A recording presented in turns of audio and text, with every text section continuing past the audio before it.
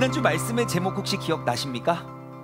네, 기러기죠. 예, 지난주 말씀의 제목은 기러기였습니다. 자, 사진 한번 띄워주시겠습니까? 네, 지난주 우리가 이 사진을 바라보면서 우리가 기러기를 통해서 우리가 영적인 우리 공동체의 신앙의 또 그런 배움을 우리는 얻게 되었습니다. 우리는 기러기를 통해서요, 우리가 정말로 다시 한번 말씀 위에 리빌드해야 할 우리 교회 공동체의 모습이 어떠하고 무엇인지를 우리가 함께 나누어 보았는데요. 여러분, 우리 모두는 정말 리빌드하는 우리 신앙생활의 우리 공동체의 모습은 여러분 우리가 기러기 공동체가 될 것입니다. 그럼 기러기 공동체란 무엇인가? 우리 함께 같은 목적지를 향해 나아가는 공동체이죠. 각자의 모습과 각자의 이익과 각자의 유익을 위해서 우리가 나아가는 것이 아니라 함께 우리 모두가 같은 곳을 향해 나아가는 것입니다. 기러기 공동체의 또 다른 특징은요, 기러기는 절대 혼자서는 멀리 날 수 없습니다. 함께 있기 때문에 멀리 날아갈 수 있는 것입니다. 함께 날아가기 때문에 매년 4만 킬로라는 그러한 장거리를 날 수 있는 것이지, 혼자 날면 누구도 그렇게 먼 장거리를 날아갈 수 없다는 사실입니다. 그래서 우리는 기러기 공동체가 되어서 하나님께서 우리에게 맡겨신 귀한 소명을 우리 모두가 함께 이루어갈 수 있는 그러한 교회가 되길 소망합니다. 기러기 공동체는요, 항상 선두 자리에 서서 제일 고생하고 힘든 사람에게 응원을 해주는 공동체입니다. 예, 기러기가 날아갈 때 항상 이제 시끄러운 소리를 내죠. 어떻게 응원합니까? 목소리가 들으면 좀 시끄럽죠. 그럴 것 같은데 또 그것도 힘이라고.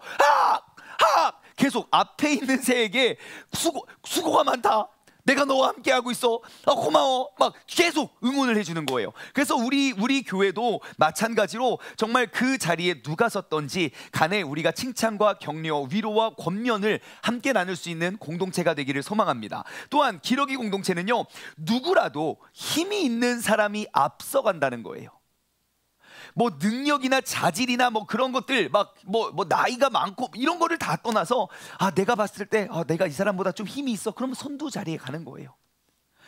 그리고 그 선두의 힘이 내가 뭐 짧은 시간이지만 나 이렇게 체력이 저질이야, 그러면 또 내려오면 돼요. 괜찮아요. 또 누군가가 앞서 가니까요.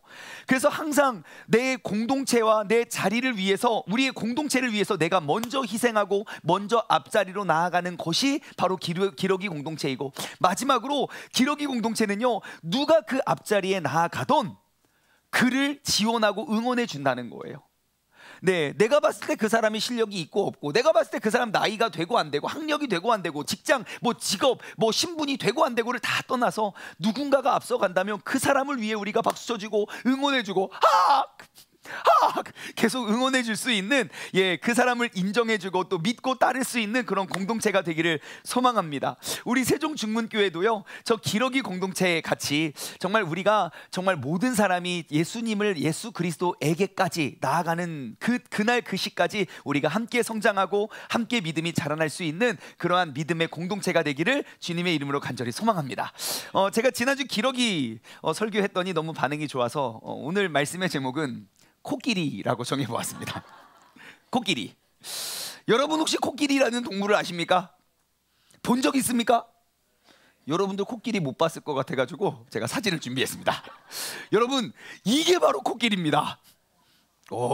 별로 안 신기하네요. 자, 여러분, 오늘 말씀의 제목은 코끼리예요. 그래서 오늘은요, 우리가 이 코끼리를 통해서 또 삶의 지혜, 우리 신앙의 지혜를 한번 우리가 얻어갔으면 좋겠습니다. 여러분, 코끼리는 어떠한 동물인가? 여러분, 코끼리는요, 현재 지구상에 현존하는 동물 중에 가장 큰 동물입니다. 가장 큰 동물. 코끼리 안에도 여러 가지 코끼리의 종류가 있겠지만, 인도 코끼리, 아프리카 코끼리, 각 나라마다 코끼리가 있겠지만, 아프리카 코끼리의 경우는 크기가, 높이가 4m, 길이가 7.5m입니다. 이 한 마리가 이렇게 보이지만 안녕 이런 게 아니라 4m, 그러니까 건물 2층보다 조금 낮은 1층과 2층 사이 정도고, 길이가 7.5m예요. 자, 그리고 몸무게 대략 8톤. 그러니까 코끼리가 옆에 걸어갈 때 어떻게 되겠습니까? 쿵 그러겠죠? 자, 그리고 코끼리의 한번 모습을 보십시오. 뭐가 제일 발달했을까요? 눈이 제일 발달했을까요? 아니겠죠? 예, 발달한 건 커지겠죠. 예, 코끼리의 특징은 코가 제일 발달했어요. 그래서 그 저 코 안에 있는 근육이 몇 개인 줄 아십니까? 코 안에만 근육이 무려 4만 개가 있대요. 그러니까 얼마나 예민하고 얼마나 섬세하겠습니까? 움직임이 그냥 뚝뚝 이게 아니라 하고 싶은 걸 다 할 수도 있을 거예요. 아마 4만 개의 근육으로 이렇게 콧구멍도 이렇게 벌렁벌렁 크고 넓혔다 줄였다 뭐 이런 거 다 할 수 있을 거예요. 자, 그러면 코가 그렇게 발달했다는 것은 코끼리는 냄새를 잘 맡을까요? 못 맡을까요? 엄청 잘 맡겠지요. 여러분, 흔히들 우리가 세상에서 냄새를 굉장히 잘 맡는 사람을 무슨 코라고 합니까? 개코라 그래요. 왜요? 개가 냄새를 잘 맡아요. 그래서 어디 기지같이 알아가지고 그러고 있어요. 왜요? 여기서 냄새가 나거든요. 맛있는 냄새를 계속 찾아가요. 그리고 자신의 영역을 표시하기 위해서 자신의 오줌을 찍찍찍찍찍 싸요. 그러면서 냄새가 안 나니까 또 찍싸고, 냄새가 안 나니까 또 찍싸고. 그게 개거든요. 근데 코끼리는요, 강아지보다 무려 2배 이상의 후각을 갖고 있대요. 그러니까 코끼리의 후각이 얼마나 대단하냐면요, 코끼리는요 19.2km 떨어진 것에 있는 것의 냄새를 맡아서 그걸로 찾아간대요. 19.2km가 우리 또 얼마큼인지 모르잖아요. 그래서 제가 지도를 찍어봤죠. 보니까 여기서 코끼리가 여기 한 마리 있어요. 뿌 하고 있어요. 그러면 지금 대전역에 성심당에서 빵을 굽고 있잖아요. 튀김 소보로를 지금 굽고 있고만 그 냄새를 맡고 거기까지 간다는 거예요. 그러니까 왜 그렇게 후각이 발달했냐면 한 번 먹을 때 하루에 풀만 150kg를 먹는데요. 그 음식 어떻게 되죠? 여러분, 지금 한국에 코끼리가 있을까요? 없을까요? 어디 있어요? 어디 동물원? 어디? 대전동물원에 코끼리가 있습니까? 확실해요? 있어요? 없겠죠? 있나? 있으면 저한테 알려. 에버랜드가 옛날엔 있었지만 지금 없을 수도 있습니다. 없죠? 최근에 갔다 왔어? 없대요. 중현이가 없으면 없는 겁니다. 분명히 코끼리가 있었으면 중현이 도 하고 왔을 거예요. 지금은 없는 걸로 밝혀졌습니다. 그렇게 먹어 제끼니까. 예, 그러니까 없는 거예요. 아무튼 대략 19.2km에 떨어져 있는 그런 음식을 먹을 수 있대요. 자, 코끼리가 그 코로 들어 올릴 수 있는 무게, 그 코의 힘이 얼마나 되는지 아십니까? 350kg를 들어 올린대요. 350kg면 저 같은 사람 5명 이렇게 딱 모아놓고 이렇게 똘똘 묶어놔요. 하고, 예. 그러면 코끼리가 그 힘으로 저를 이렇게 펑 치면 제가 어떻게 될까요? 그러니까 이게 아니라 아마 진짜 펑 맞으면 저기 우리 이랑국 지사님까지 날아가다가 푹 떨어지지 않을까 싶어요. 예, 아마 그러한 힘을 가지고 있어요. 그리고 코끼리의 달리기 속도, 질문이에요. 자, 인간 중에 제일 빠른 사람이 있죠. 예, 사람과 코끼리가 달리기 시합을 하면 누가 이길까요? 네? 확실해요? 몸무게가 8톤이라고요. 8톤. 네? 누가 이길까요? 예, 코끼리가 더 빠릅니다. 시속 40km로 뛸 수 있대요. 자, 그러면 우리가 한번 이렇게 생각해 볼 수 있죠. 8톤의 몸무게로 40km를 달린다? 그것은 무엇을 의미하냐면, 여러분, 이 8톤 트럭이 있습니다. 사진 한번 봐보세요. 자, 이만한 네, 사진 짠. 자, 이만한 트럭이 시속 40km로 가다가 무엇인가를 들이받으면 어떻게 되겠습니까? 저거 진짜 무시무시한 거예요. 8톤 트럭이라고요. 제가 예전에 지금 조금 커졌는데 차가, 옛날에 제가 이렇게 대한민국에서 제일 좋은 슈퍼카를 타고 다녔잖아요. 엄청난 슈퍼카를 타고 충대 앞에 이게 지나가면 지하도가 있어요. 쭉 가다가 갑자기 앞차가 딱 선 거예요. 그래서 그 브레이크를 밟았죠. 우리 차는요 얼마나 가볍고 잘 서냐면 브레이크를 밟으면 사람이 튀어나갑니다. 깨끗 하고 차가 가벼우니까 그냥 가다가 그냥 폭 서요. 그럼 폭 이렇게 됐어요. 그런데 제 뒤에 레카차가 따라오는 거예요. 근데 끽 밟았는데 받겠는데 하고 있는데 아니다랄까, 그 차는 무게를 이기지 못하고 이게 쭉 오다가 우리를 꽁 박았어요. 정말 꽁 박았어요. 근데 범퍼 다 찢어지고 세상에 범퍼가 찢어지더라고요. 깨지지 않고 막 찢어지고 그런 일들이 벌어나요. 그러니까 8톤짜리 트럭이 40km 달려가다가 무엇인가를 들이받으면 그게 어떻게 되겠습니까? 생각해 보세요. 코끼리가 40km 달려서 우리 건물을 쿵쿵 치면 여러분 이 건물 남아날까요? 그러기 어려울 거예요. 네, 아무튼 그렇게 해요. 하루에 초식 동물이에요. 예, 여러분, 나는 왜 이렇게 물만 먹어도 살찌는지 몰라요. 풀만 먹어도 살쪄요. 예, 풀만 먹어도. 하지만 150kg를 먹는데요. 풀로. 예, 그런 사람들이 있어요. 나는 나 이제 뻥튀기 다이어트 하려고 그 쌀을 뻥 튀겨가지고 그 조금만 먹으면 금방 포만감이 올 거야. 나 이상하게 뻥튀기만 먹어도 살이 찌는지 모르겠어. 한 말 드세요. 한 말 계속 먹으면 쪄요. 아무튼 그렇고 하루에 물을 마시는데요. 예, 코끼리는 손이 코죠. 예, 그래서 과자를 주면 코로 먹는데 입으로 먹는데 코로 먹는지 모르겠어요. 콧구멍으로 먹나? 아무튼 코끼리로 이제 코로 물을 마시잖아요. 물을 마시는데 하루에 마시는 물의 양이 180에서 230리터. 자, 웬만한 강, 여러분 금강에 코끼리 한 마리 풀어놓으면요 물 금방 마릅니다.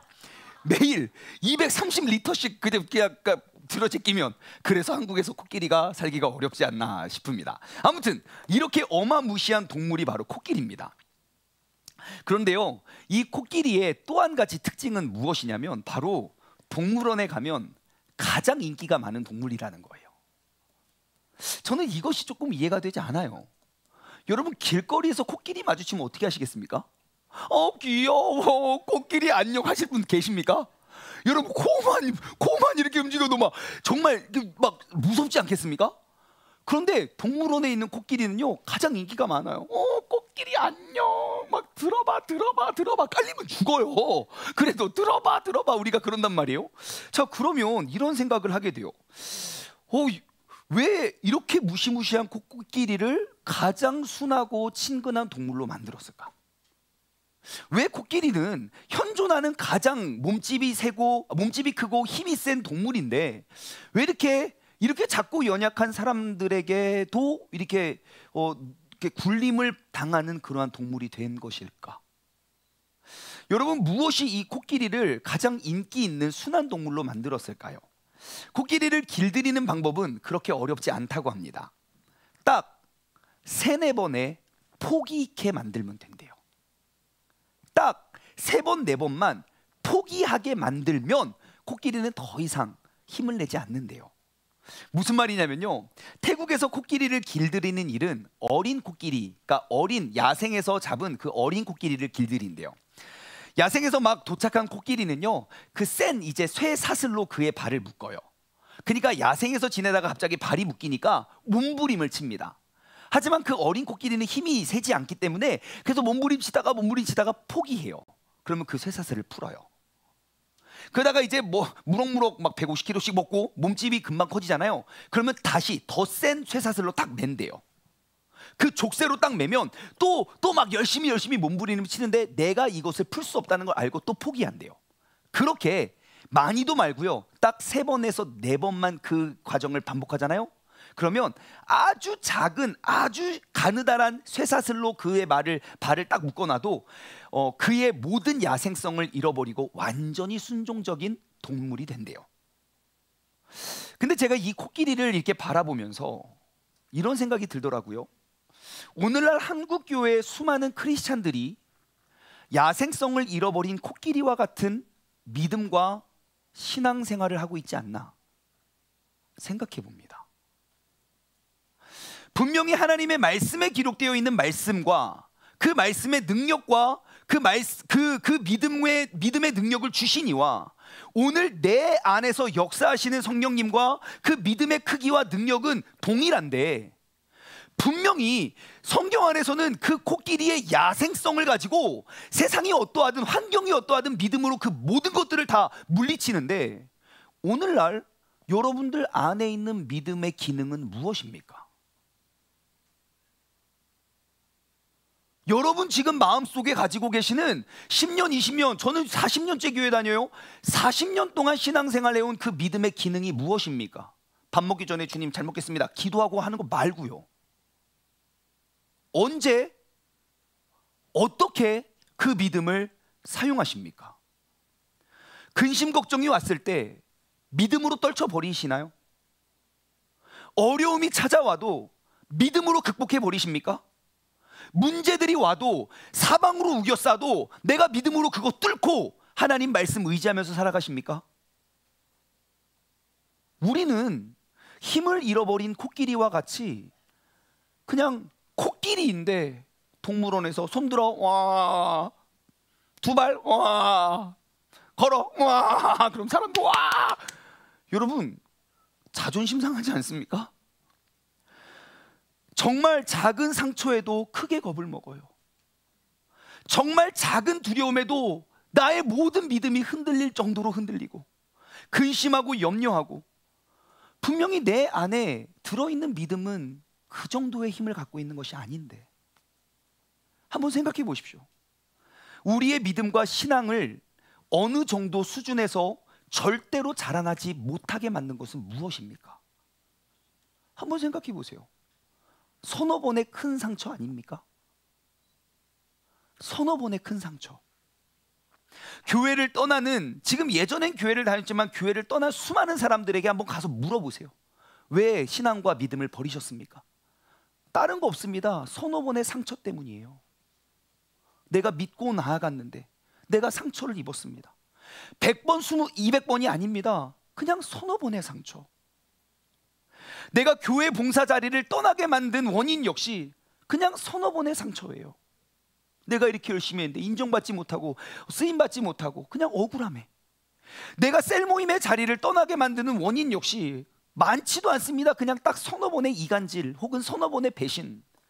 더 이상 나는 그 공동체에 나아갈 힘을 잃어버려요. 여러분, 우리가 모든 문제 앞에서 우리가 기도하지 않는, 우리가 기도로서 그 문제를 헤쳐나가지 못하게 만드는 그 원인이 무엇일까요? 우리는 언제부터 그 기도의 능력을 잃어버렸을까요? 여러분, 위급한 상황 속에 지금 절박해요. 하나님 지금 응답해 주셔야 돼요. 하지만 그 절박한 상황 속에 응답이 오지 않으면, 응답이 혹은 오지 않거나 혹은 늦게 온다면 우리는 주님께 기도하고자 하는 그 믿음을 잃어버려요. 그러면서 내 믿음만 잃어버리는 게 아니라 내 주변 사람들 믿음도 다 깎아내요. 야야, 그거 야 어차피 기도해도 응답 안 와. 나 옛날에 더 힘들 때 더 절박하게 기도했는데 금식까지 했는데 하나님 응답 안 해주셔. 야, 그거 안 해도 돼. 나의 믿음 없음이 족쇄에 가둬놓은 코끼리와 같이, 분명히 이 말씀 속에 기록되어 있는 하나님의 말씀의 능력이 나의 믿음을 통해 세상 가운데 비춰져야 하지만, 우리는 그 서너 번의 실패와 그 서너 번의 아픔 때문에 그 작은 족쇄에 매여 있지 않을까요? 마귀의 입장에서 오늘날 한국교회 성도들을 보면 뭐라고 하겠습니까? 야, 인간들 길들이기 엄청 쉬워. 큰 상처 서너 개만 던져주면 돼. 그럼 두 번 다시 자신의 믿음을 키우려고 하지 않아. 큰 상처 서너 번만 공동체에 던져주면 돼. 그러면 다시는 4번, 5번, 5번, 6번 도전하지 않아. 그 교회는 완전히 깨져. 여러분, 기러기가 흩어지면 누구도 목적지까지 나아갈 수 없습니다. 마치 세상에서 가장 큰 힘을 지닌 동물이 가장 순수하고 가장 연약한 동물이 된 것 같이, 우리는 세상을 변화시키고 모든 문제를 이겨내고 뚫어낼 수 있는 그러한 그리스도인들이 세상 사람들로부터 비난의 손가락질을 당하고 있는 게 오늘날 우리의 믿음의 열매 아닙니까? 오늘 이 시간 나의 믿음을 한번 돌아보았으면 좋겠습니다. 여러분, 내 믿음의 능력은 무엇입니까? 내가 한 주간 살면서 여러분 안에 있는 전능하신 하나님, 그 예수 그리스도의 권능을 받은 사람으로서 여러분 믿음을 언제 어떻게 사용하십니까? 내게 믿음과 능력을 주신 그 하나님께서 내게 고작 이렇게 작은 능력 주셨고, 어디 나 믿음을 어디다 써먹어야 되지? 아, 그냥 교회 갈 때 써먹는구나. 아, 밥 먹기 전에 그냥 식사 기도하는 것, 그 정도? 아니면 뭐 불안함이 찾아왔을 때 마음 좀 편안하게 해주세요. 불면증을 없애는 정도? 여러분, 예수 그리스도께서 십자가에 달리신 그 피값의 가치가 그 정도밖에 안 될까요? 아니면 내가 그 정도에 가둬놨을까요?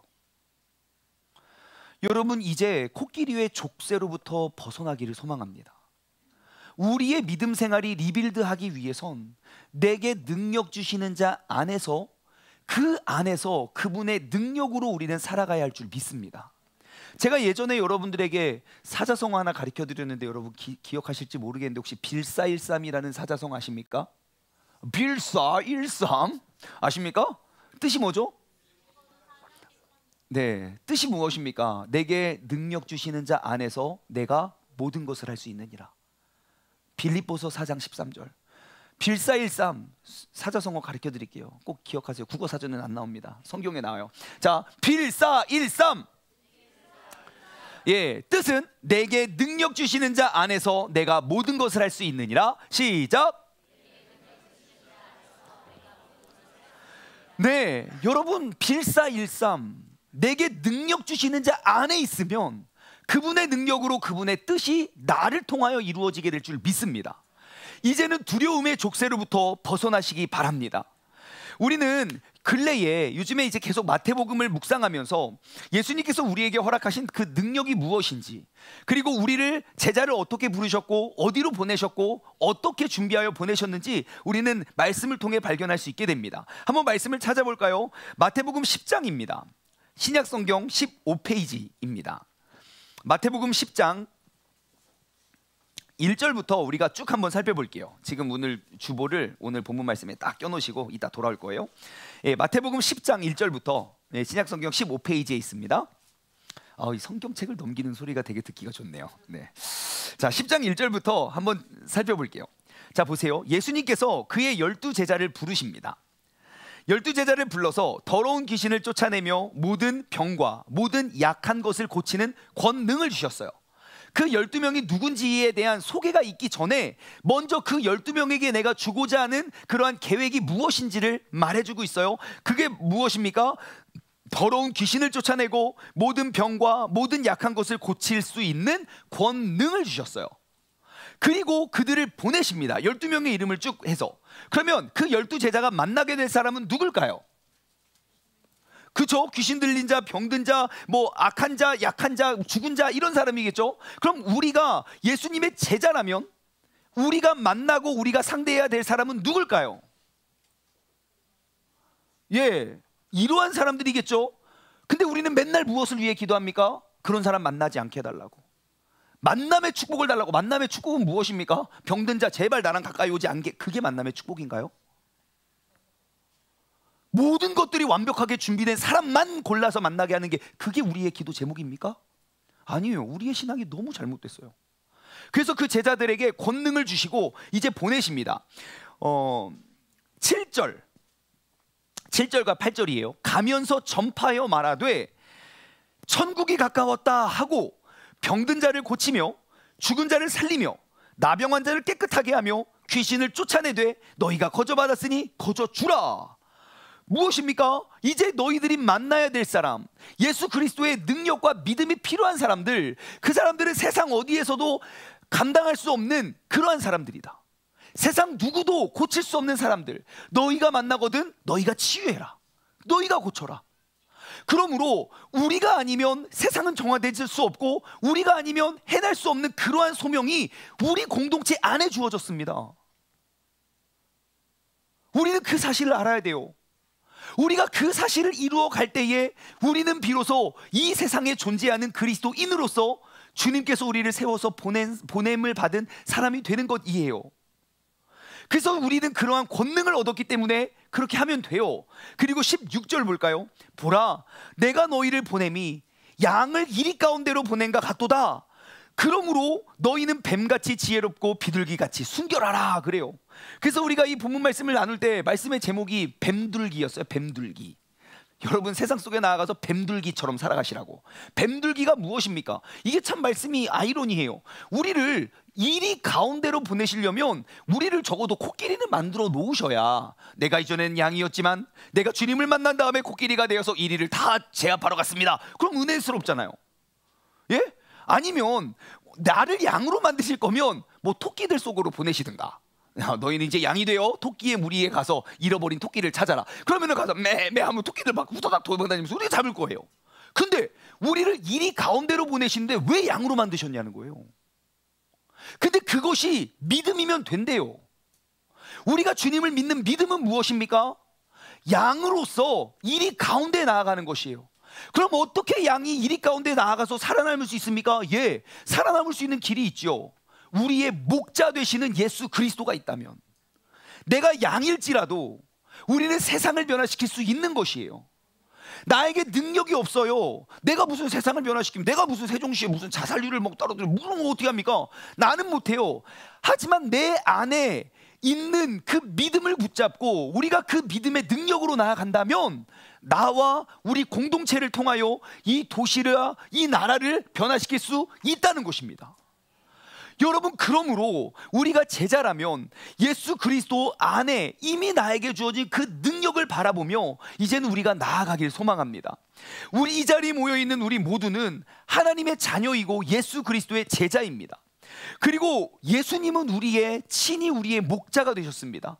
그래서 양의 특징은 무엇입니까? 길을 쉽게 잃어버리고 시야가 좋지 않고 이기적이고 그런 것밖에 없어요. 약한 것밖에 없어요. 하지만 그 양을 인도하시는 예수 그리스도와 함께라면 잃어버린 모든 이리를 변화시켜 주님께 되돌릴 수 있는 사람이 되는 줄 믿습니다. 그러므로 2023년 한 해 우리는 우리의 정체성을 다시 한번 리빌드하길 소망합니다. 그리스도인이란 무엇인가? 어떠한 힘과 어떠한 능력을 가지고 있는가? 내가 누구이고 내게 주어진 능력, 믿음의 능력과 크기는 무엇이며 내가 그것을 어떻게 활용해야 할지 우리가 다시 한번 우리의 정체성을 리빌드하여 나아가기를 소망합니다. 자, 오늘은요, 그 코끼리 신앙을 극복하는 세 가지 방법을 나누길 원해요. 코끼리 신앙을 극복할 수 있는 세 가지 방법. 첫 번째, 포기를 포기하라. 시작. 네, 첫 번째 특징은요, 포기를 포기하는 것입니다. 코끼리의 모든 능력과 힘을 빼앗아 간 것이 무엇인지 아십니까? 바로 포기입니다. 족쇄가 아닙니다. 내가 포기했기 때문에 족쇄에 매여서 살지, 내가 포기를 포기하면 그 족쇄 한순간에 끊어뜨릴 수 있습니다. 생각해 보십시오. 만약 그 거대한 코끼리가 끊임없이 족쇄를 풀기를 위해 도전을 했다고 칩시다. 내가 족쇄 안에 매여 있는 사람이야 라고 포기하는 것이 아니라 내가 그 포기를 포기하는 거예요. 또 도전하는 거죠. 아침이 되었습니다. 코끼리 몸집이 커졌어요. 했는데 철커덩 그래요. 철커덩 그래요. 철커덩 그래요. 힘들어 하고 포기했어요. 다음날 아침이 되었습니다. 이게 뭐야 하고 여러분, 코끼리가 동물원에서 매일 아침 내가 달아나기를 도전한다면 여러분, 그 코끼리 어떻게 되겠습니까? 잘 훈련시켜서 동물원에서 이렇게 저기 할까요? 절대 그럴 수 없죠. 왜요? 사람 나 부러졌는데 막 하면서 막 사람들에 덤비면 큰일 납니다. 야생으로 돌려보내겠지요. 우리가 어떠한 상처와 아픔과 그런 족쇄에 의해서 우리의 믿음이 그렇게 채워져 있잖아요. 그럼 우린 매일매일 뭘 해야 됩니까? 도전해야 되는 거예요. 내 믿음의 능력을 알고 믿고 우리가 도전하는 거예요. 언제까지요? 끊어질 때까지요. 왜요? 내 믿음이 이것을 끊어뜨릴 수 있다고 말씀은 우리에게 이야기하고, 말씀 속에서 그 믿음의 능력으로 끊어뜨린 사람들의 수많은 간증들이 기록되어 있잖아요. 다만 우리가 포기했을 뿐이에요. 여러분, 포기는 이토록 무서운 것입니다. 내가 어떠한 일과 상황 속에서 그냥 포기해버리는 것은 내 안에 있는 모든 잠재력을 죽이는 것과 마찬가지입니다. 그러므로 포기하지 마십시오. 이것이 하나님의 자녀로서 살아갈 수 있는 방법입니다. 하지만 우리 안에 계신 예수님, 내 안에서 역사하시는 성령님은 우리를 언제나 새롭게 도전케 하십니다. 포기하지 마라. 내가 너와 함께 하고 있잖아. 놀라지 말라. 나는 너의 하나님이 된다. 두려워하지 말아라. 내가 너를 지키고 보호하겠다. 너는 양이지만 내가 그 양을 치는 목자다. 그러므로 또 도전하십시오. 오늘 본문 말씀으로 돌아가면요, 누가복음 5장으로 돌아오십시오. 예수님께서 그 베드로를 제자로 부르시는 장면이 오늘 본문 말씀입니다. 제가 2절부터 읽어드릴게요. 호숫가에 배 두 척이 있는 것을 보시니 어부들은 배에서 나와서 그물을 씻는지라. 예수님께서 한 배에 오르시니 그 배는 시몬의 배라. 육지에서 조금 떼기를 청하시고 앉으사 배에서 무리를 가리키시더니 말씀을 마치시고 시몬에게 이르되 깊은 데로 가서 그물을 내려 고기를 잡으라 그래요. 자, 이른 아침 여러분 배를 좀 타보신 분은 아실 거예요. 여러분, 이제 그물을 던지는 그 배는 언제 나갑니까? 예, 밤이 깊으면 나갑니다. 그리고 언제 돌아옵니까? 해가 뜨면 돌아옵니다. 왜 그런지 아십니까? 물고기들이요, 해가 뜨면 그 햇빛 때문에 밑으로 숨어요. 아무리 그물을 던져도 잡히는 게 없어요. 그러니까 깜깜할 때 물고기가 올라오거든요. 그때 물고기를 잡아요. 그래서 밤새 나갔어요. 근데 해가 떴어요. 잡은 것이 하나도 없는 거예요. 너무너무 힘들고 지치는 거예요. 그리고 다시 돌아왔어요. 이제 오늘은 땡쳤다, 내일 준비하자 라고 그물을 씻고 있는 거예요. 근데 예수님의 눈 속에는 그 빈 배가 보여진 거예요. 그 빈 배에 오르셨어요. 그러면서 몇 가지 가리키시더니 그 대뜸 하는 말, 깊은 곳에 가서 그물을 던져라 그래요. 그때 베드로는 직감했습니다. 이 사람은 어부는 아니구나. 왜요? 어부라면 그런 말 할 수 없죠. 지금이 고기 때인지 아닌지 금방 할 거예요.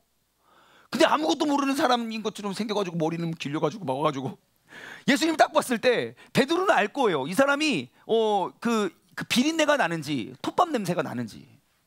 예수님 지금 사역하기 전에 30여 년 동안 집에서 그냥 목공소 하셨거든요. 그 온몸에는 이제 톱밥이 후루룩 떨어지지 않았을까 싶어요. 근데 내가 봐도 그냥 목수 같은 사람이 갑자기 그물을 깊은 데서 가서 던지래요. 그럼 뭐라고 하겠습니까? 지금까지 던지고 왔다고요. 내가 지금 한두 군데 이곳저곳 내가 깊은 데 얕은 데 뭔들 안 했겠습니까? 밤새도록 내가 그 고생해서 지금 빨리 내가 쉬어야 내일 또 나갈 거 아닙니까? 라고 우리는 나의 한계에 가둬요, 주님의 말씀을. 근데 베드로가 어떻게 하는 줄 아십니까? 5절 기가 막혀요. 시몬이 대답하여 이르되 선생님, 우리들이 밤이 새도록 수고하였으되 잡은 것이 없지만은 말씀에 의지하여 내가 그물을 내리리이다. 그 한 번의 말씀에 의지한 나의 행위, 나의 도전이 베드로를 평범한 그냥 낚시꾼에서 인류 역사의 가장 위대한 예수님의 제자로 만들어냅니다. 그 한 번의 도전이. 날이 새도록 수고하였지만 예수님의 말씀에 의지하여 다시 한번 도전하는 것, 이것이 예수님의 능력으로 살아가는 것입니다. 어떠한 상처와 어떠한 족쇄가 나를 메고 있을지라도 내가 다시 한번 도전하는 것이에요. 그게 믿음의 사람이에요. 여태까지는 되지 않았지만, 지금까지는 풀리지 않았지만 내가 다시 도전함으로 내가 그것을 이겨낼 수 있는 것이에요. 여러분, 포기를 포기하십시오. 말씀에 기록되어 있는 대로 도전하십시오. 다시 한번 도전하고 다시 한번 도전하십시오. 내가 말씀대로 포기하지 않는 한 그 말씀의 능력이 내 삶을 다스리고 통치하게 될 줄 믿습니다. 이제는 그 말씀에 의지하여 내가 그물을 내릴 수 있는 그런 믿음의 사람 되기를 주님의 이름으로 소망합니다. 코끼리 신앙을 극복할 수 있는 두 번째 방법, 끊으면 끊어집니다. 시작. 여러분, 동물원 안에 있는 그 코끼리 안에는 이미 그 족쇄를 끊어버릴 수 있는 힘과 능력이 있습니다. 내가 그냥 포기해서 그렇지, 그냥 힘을 주지 않아도 돼요. 툭 치면 끊어질 거예요. 그리고 그가 어떤 사람들 앞에 섰을 때 그냥 맘먹고 뛰면 그냥 뛰어갈 수 있어요. 왜? 사람보다 더 빠르거든요. 그런데 끊지 않는 이유는 무엇입니까? 두려움이에요. 여러분, 내 안에 있는 그 믿음은 이미 여러분 지금 삶에 여러분을 묶고 있는 그 족쇄를 끊어낼 수 있는 힘과 능력이 그 믿음 안에 이미 있습니다. 그러므로 믿음으로 끊어버리시기 바랍니다. 아무리 큰 능력과 힘이 내 안에 있더라도 내가 그 능력을 사용하지 않으면 없는 겁니다. 아무리 큰 믿음의 능력이 내게 주어졌더라도 내가 그 능력을 사용하지 않으면 없는 것입니다. 내 믿음의 능력을 아십니까? 그것은 내 믿음으로 도전한 데까지만 할 거예요. 내가 왜 말씀 속에 기록되어 있는 것들이 내 삶에 오지 않는 줄 아십니까? 우리는 그만큼 도전하지 않았기 때문일 거예요. 이미 내가 만들어 놓은 그 족쇄, 이거 해봤는데 안 돼. 나 옛날에 도전해봤어. 나만 아니고 여기 있는 사람 다 해봤어. 다 안 돼. 야, 누가 됐냐? 그래서 우리는 그냥 가둬두는 거예요. 우리는 이제 우리에게 믿음을 알려주고 보여준 그 하나님의 말씀을 통해서 그 믿음을 바라보길 원합니다. 믿음의 기능은 무엇이고, 내가 그 믿음을 언제 활용하게 되고, 그 믿음의 능력이 어떠한 영향력을 가지고 있는지 성경 안에는 너무너무 많은 예화들이 기록되어 있어요.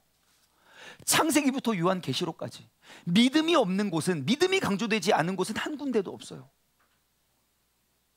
그 믿음, 대표적으로 히브리서 11장만 보십시오. 히브리서 11장에 나오는 소개되어 있는 사람, 우리가 믿음장이라고 말하는 히브리서 11장에 보면 노아는요 믿음으로 방주를 지었어요. 그 믿음으로 방주를 지은 게 뭡니까? 그 모든 죄악된 상황 가운데 인류를 구원해내는 그러한 사명을 감당하잖아요. 믿음으로 아브라함은요, 내가 어디로 나아가야 할지 알지 못하고 떠납니다. 본토 친척 아버지의 집을 떠나고 모든 걸 다 버려두고 주님을 쫓아요. 주님께서 그 길대로 예비하여 이스라엘이라는 민족의 아버지로 삼잖아요. 그의 아내 사라는 어떠합니까? 아기를 낳을 수 없어요. 나이가 90이라고요. 이미 폐경기가 지난 지 한참 전이에요. 근데 천사가 와서 내년에 아들을 낳을 것이다. 사라가 아브라함에게 어떻게 했겠습니까? 여보, 여러분, 아브라함은 성령으로 잉태된 게 아닙니다. 믿음으로 나아간 거예요. 믿음으로 모세는요, 바로의 공주의 아들이라는 칭함을 거절하고 광야로 나아가요. 여러분, 지금 이들에게 주어진 믿음과 지금 우리에게 주어진 믿음이 완전 똑같은 거 아십니까? 이들에게 능력 주시는 하나님과 지금 나와 함께 하셔서 내 안에서 역사하시는 그 성령님이 완전히 동일하신 분이라는 거 알고 계십니까? 그러면 그 믿음의 능력은 어디 있습니까? 세상이 죄악되고 세상이 타락되고 세상이 변하는 것이 그게 뭐가 두렵습니까? 나와 함께 하시는 전능하시는 하나님이 나와 함께 하시면 되는데요. 사람들이 다 걱정해요. 다음 세대가 걱정이래요. 다음 세대가 걱정이래요. 진짜 걱정이에요. 왜냐하면 저 때는 애들 다 학교 다녔거든요. 애들 다 학교 다니죠. 학교 다니는 제 친구들 다 교회 다녔거든요. 진짜 전도할 사람이 없었어요. 제가 초등학교 때 대한민국 인구가 예를 들어 5천만이면 대한민국 교회에 등록한 인구가 1억 명이 넘었다 그랬어요. 2배가 넘는다 그랬어요. 하도 여기저기 등록해가지고 야, 행사 있대고 행사 있대 여기 하도 등록해가지고 대한민국 인구의 몇 배가 된다 그랬어요. 그런 말이 있었다고요. 근데 지금은요, 지금 이 자리에 앉아있는 우리 아이들 학교 다니죠. 25명 24명 중에 주일날 이렇게 교회 가서 앉아있는 한 명밖에 없어요. 전교생 다 해야 교회 가는 애들 몇 명 없다고요. 그래서 우리는 이두고동성으로 말해요. 다음 세대 걱정이에요. 다음 세대. 뭐가 걱정이에요? 모세로 키우면 돼요. 그럼 학교 다 구원할 거예요. 아브라함처럼 훈련시키면 된다고요. 근데 왜 우리가 걱정하는 줄 아십니까? 일단 내가 말씀을 안 보는데 어떻게 말씀으로 교육시켜요? 일단 내가 기도를 안 하는데 어떻게 그 기도로 그걸 가르친다고 해요? 우리가 무엇을 탓할 것도 아니에요. 내가 그 믿음대로 살아가면 내 자녀는 그게 2%가 됐든 20%가 됐든 몇 프로가 됐든 두렵지 않아요. 말씀대로 살아가면 됩니다.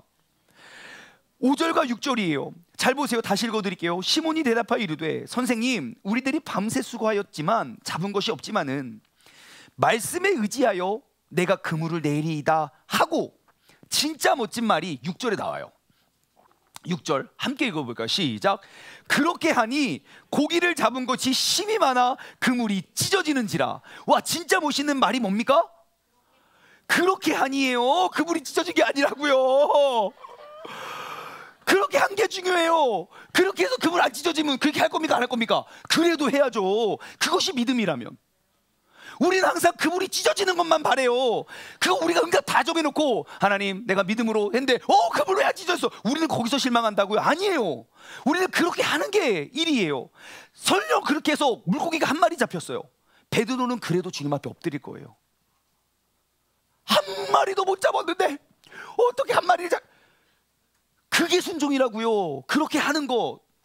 그물이 찢어지는 게 순종이 아니라, 여러분, 우리가 주님의 말씀과 명령대로 순종하십시오. 그 뒤는 주님께서 채워주실 것이에요. 여러분, 내 안에 있는 믿음을 가지고 믿음대로 행하는 그 믿음에 도전하는 곳에 주님의 손길이 임하게 될 줄 믿습니다. 여러분, 믿음 생활은 믿음 없음의 사슬을 끊어내는 것이에요. 우리가 언제 믿음이 자라나고 믿음이 성장하는 줄 아십니까? 내 인생에 내가 만들어 놓은 그 수많은 족쇄들을 끊어낼 때, 하나 끊을 때 내 믿음이 커져요. 또 하나 끊을 때 믿음이 커져요. 그래서 주님의 말씀에 의지하여 내가 그렇게 하니, 그렇게 순종할 수 있는 믿음의 사람 되기를 주님의 이름으로 소망합니다. 마지막으로 세 번째, 코끼리 신앙을 극복하는 세 번째 방법, 버려야 따를 수 있습니다. 시작. 11절 말씀을 볼까요? 11절. 그들이, 자, 여기에 모여있는 그들은 누구인지 이따 한번 나눠볼게요. 그들이 배들을 육지에 대고 모든 것을 버려두고 예수를 따르느니라 그래요. 지금 이 사람들이 뭘 버렸습니까? 배만 버렸습니까? 또 뭐 버렸습니까? 뭐요? 물고기요. 지금 2배가 가득 찼다고요. 근데 이 사람들의 시선은 어디 있습니까? 물고기가 아니에요. 주의 말씀에 순종한 것에 있었어요. 하나님이 내게 복을 주셨어요. 그거는 주님의 뜻을 이루기 위한 도구이지 그 복이 목적이 되면 안 돼요. 반드시 무너져요. 반드시 쓰러진다고요. 그런데 지금 이 자리에 모여있는 사람들이 이 제자만 있었을까요? 그렇지 않은 것 같아요. 마태복음 4장에 보시면 지금 이 똑같은 장면을 소개하고 있는데요, 제가 시간 관계상 읽어드릴게요. 마태복음 4장 18절부터 보면 잘 보세요. 갈릴리 해변에 다니시다가 두 형제 곧 베드로라 하는 시몬과 그의 형제 안드레가 바다에 금을 던지는 걸 보시니 그들은 어부라. 말씀하시되 나를 따라오너라, 내가 너희를 사람을 낚는 어부가 되게 하리라 하시니 그들이 곧 그물을 버려두고 예수님을 따르니라. 그래요. 21절, 거기서 더 나아가사 다른 두 형제 곧 세베대의 아들 야고보와 그의 형제 요한이 그의 아버지 세베대와 함께 배에서 금을 깁는 것을 보시니 부르시니 그들이 곧 배와 아버지를 버려두고 예수를 따르느니라. 그리고 오늘 본문 말씀으로 다시 돌아오잖아요. 자, 이 자리에 몇 명의 사람이 누가 있었는지 우린 발견할 수 있어요. 오늘 본문 말씀 7절 한번 볼까요? 자, 이에 그러니까 그물이 찢어지게 잡힌 거예요. 이에 다른 배에 있는 동무에게 손짓하여 와서 도와달라 하니 그들이 와서 두 배의 채움에 잠기게 되었더라. 배가 잠길 정도로 가득 채워졌어요. 그렇게 많이 잡혔어요. 동무들이 있었어요. 그리고 9절 이는 자기 및 자기와 함께 있는 모든 사람이 고기 잡은 것으로 말미암아 놀랐다는 거예요. 그러니까 그 해안가에는 더 많은 사람들이 있었을 거예요. 하지만 예수님을 따라 예수님의 제자가 된 사람은 4명밖에 없어요. 왜 4명만 예수님의 제자가 됐을까요? 분명히 그 기적과 그 이적을 본 사람이 더 많았는데, 항상 예수님이 계시는 곳에 수많은 무리가 있었는데 왜 그 많은 사람들은 보고 놀래고 신기해만 하고 왜 예수님의 제자가 된 사람은 4명밖에 없냐고요. 왜 그런지 아십니까? 4명만 버려두고 예수님을 따랐어요. 우리가 예수님의 제자가 되기 위해서 여러분 무엇을 버리셨습니까? 내가 믿음이 자라나고 믿음을 성장시키기 위해서 여러분 무엇을 포기하셨습니까? 내가 버리지 못하면 우리는 예수님을 따를 수 없습니다. 믿음의 삶은 세상을 포기하는 삶입니다. 세상을 쫓으며 우리는 믿음을 지켜낼 수가 없습니다. 그래서 성경은 세상은 어둠이라고 말하고 믿음은 빛이라고 말합니다. 여러분, 세상의 복은 나를 따라오시는 것이지 내가 쫓는 것이 아닙니다. 세상의 복은, 나에게 주어진 복은 믿음을 세우고 지키기 위해 사용되는 도구이지 우리 인생의 목적이 되어서는 안 되는 거예요. 주님의 말씀에 순종하여 물고기가 그렇게 배에 가득 채워졌어요. 우리의 시선을 물고기에 뺏기면 주님을 잃어버립니다. 하지만 그 상황 가운데 사람을 낚는 어부가 되게 하겠다. 도대체 사람을 낚는 건 뭡니까? 여러분 아십니까? 그물을 던져야 되나? 와, 낚았다. 뭔지도 모르는데 따라가요. 왜요? 이 사람의 한마디면, 평생 내가 밤새 고생했던 것 하나도 잡지 못했지만 그분의 말 한마디면 이 모든 것들을 잡았다? 그럼 이분을 따라가면 그보다 더 뛰어난 인생을 살아갈 수 있겠구나. 여러분, 제가 생각해 봤어요. 말씀을 준비하면서 나는 과연 믿음을 위해서 무엇을 포기했는가? 무엇을 포기했는가? 딱 생각하니까 막 이것저것 막 내가 포기한 수많은 것들이 떠오르지 않더라고요. 여러분도 한번 질문해 보세요. 내가 믿음을 키워내기 위해, 내가 말씀대로 살기 위해 무엇을 포기했는가? 딱 생각해 보니까 나 뭘 포기했지? 진짜 안 떠오르는 거예요. 하나 떠올랐어요. 가장 먼저 떠오르는 거 뭔지 아십니까? 잠. 난 믿음을 지키기 위해서 잠을 포기했구나. 앉아. 막 이러면서 새벽에 나가야지. 잠을 포기했더라고요. 또 뭘 포기했지? 자식을 바친 것도 아니고. 그러면서 또 하나 들었던 생각이 뭐냐면 좀 안락한 생활을 포기한 것 같아요. 내가 만약에 미국에서 지금 10년을 더 살았다면, 영어로 설교를 했겠죠. 여러분 미국에서 18년 살았어요. 막 이러겠죠. 가끔 한국에 와서 우리 민재 막 샬라샬라샬라샬라 막 민재 미나 민율이 막 영어로 엄청 잘했겠죠. 뭔가 여기보다 여러분 미국은 새벽 예배 없어요. 사역도 편하고 퇴근도 꽉 지켜주고요. 편안하게 살았겠죠. 그거 포기한 것 같아요. 또 이런 생각 들더라고요. 제가 만약에 중문교회가 아니라 서문교회, 남문교회, 북문교회에서 이렇게 열심히 사역을 했다면 더 많은 사람들이 박수 쳐줄 것 같지 않습니까? 야 어떻게 중문교회 목사님 아들이 서문교회 부흥을 위해서 이렇게 열심히 잠도 안 자고 막 입술 찢어가면서 그렇게 사역을 그럼 박수 쳐줄 거예요. 근데 제가 똑같은 열정으로 중문교회에서 사역을 하니까 뭐 욕을 더 많이 먹는 것 같기도 하고 자꾸 아무리 열심히 해도 그냥 뭐 이게 뭐 저기도 없는 것 같기도 하고 뭐만 하면 그냥 저는 편안한 삶을 좀 포기했나 이런 생각이 들더라고요. 여러분 이 시간 한번 여러분 스스로에게 질문해 보십시오. 한번 이 시간 눈을 감고 한번 질문해 보았으면 좋겠어요.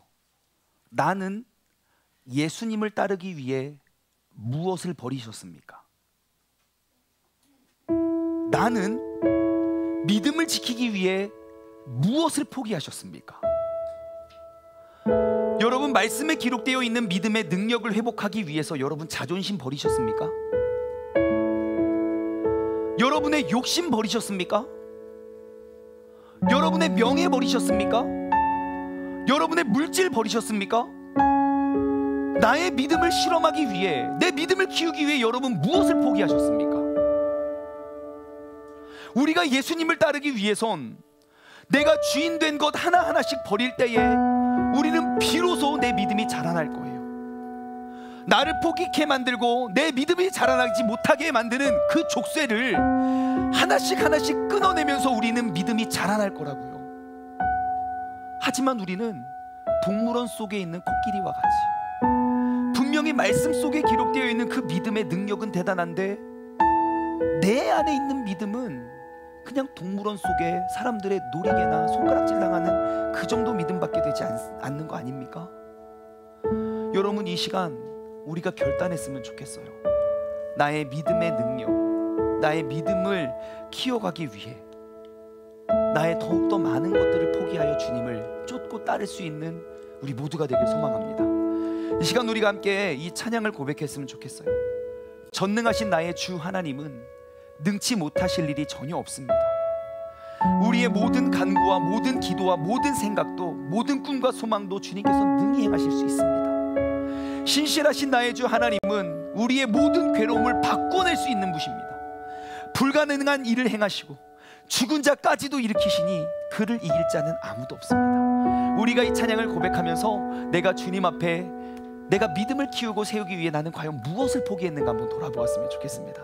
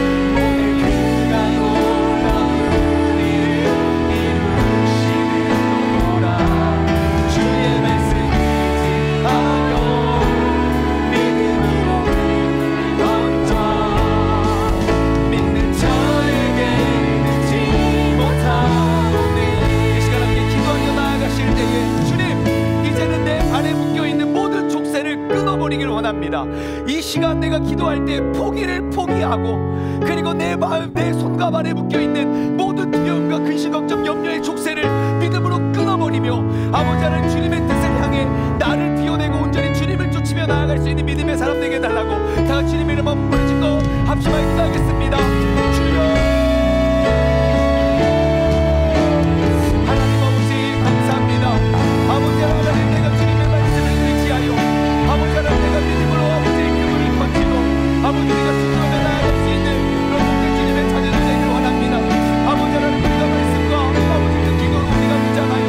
아버지 이미 내 안에 주어진 그 믿음의 능력, 아버지 그 믿음의 크기로 내 삶의 모든 두려움과 모든 염려와 모든 걱정, 아버지 내가 그 죄의 사슬을 끊어내고 주에게 나아갈 수 있는 믿음의 사람을 되게 하여 주시옵소서. 아버지 하나님, 내 손과 발을 묶고 있는 그런 모든 족쇄를 이 시간 나세는 예수의 이름으로 우리가 선포하고 우리가 물리치며 나아갈 수 있는 믿음의 사람 되기를 원합니다. 이미 주님께서는 우리에게 모든 족쇄를 끊어낼 수 있는 힘과 능력과 권능을 주셨지만 아버지 하나님, 내가 그냥 두려워서 단 서너 번의 두려움, 서너 번의 아픔, 서너 번의 상처를 통하여 우리의 내 안에 있는 모든 믿음의 능력을 꺾고 죽여버렸던 아버지 열렸겠던 우리의 믿음을 주님께서 붙잡아 주시고 주님의 말씀으로 우리가 살아가고 나아가게 하여 주시옵소서. 주의 말씀을 의지하여 내가 그대로 순종하기를 원합니다. 아버지 주님의 말씀을 의지하여 그렇게 행할 수 있는 사람이 되기를 원합니다. 아버지 하나님, 주님의 말씀을 의지하여 우리가 믿음으로 그물을 던져 믿는 자에게 넣지 못함이 없으니 아버지 우리의 삶에 우리의 모습으로 우리의 간증으로 드러나 보이게 하여 주시옵소서.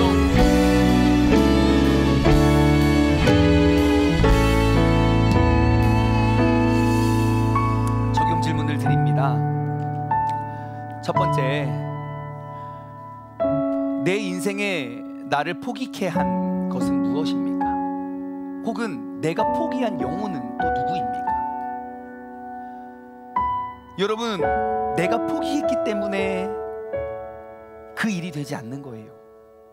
이제는 포기를 포기하시기 바랍니다. 다시 한번 내 안에 있는 그 어마어마한 능력에 믿음을 가지고 도전하시기 바라요. 두 번째, 여러분, 내 믿음을 잡고 있는 족쇄는 무엇입니까?